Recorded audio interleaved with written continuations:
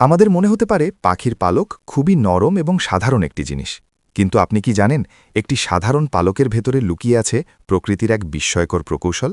এটি কেবল পশম নয়, বরং এটি একটি অত্যন্ত জটিল এবং শক্তিশালী বুনন যা পাখিকে আকাশে উড়তে সাহায্য করে। পালকটিকে অণুবীক্ষণ যন্ত্রের নিচে দেখলে আপনি অবাক হয়ে যাবেন।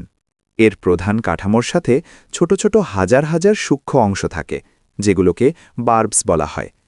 এই বার্বগুলো একে অপরের সাথে অবিশ্বাস্যভাবে জুড়ে থাকে, যা পালকটিকে একটি নিখুঁত এবং মসৃণ আকার প্রদান করে বাতাসের বিপরীতে।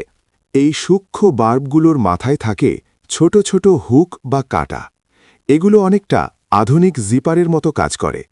যখন পাখির ডানা বাতাসের প্রবল ঝাপটা সহ্য করে, তখন এই হুকগুলো একে অপরকে শক্তভাবে ধরে রাখে, ফলে বাতাসের চাপে পালকগুলো ছিঁড়ে না গিয়ে বরং আরও শক্তিশালী হয়। প্রকৃতির এই অদ্ভুত জিপার সিস্টেমের কারণেই পাখিরা ঝোড়ো বাতাসেও নিরাপদে উঠতে পারে। যদি কোনোভাবে এই বন্ধন আলগা হয়ে যায়, তবে পাখি ঠোঁট দিয়ে পালকগুলো টেনে আবার জিপারের মতো আটকে নেয়।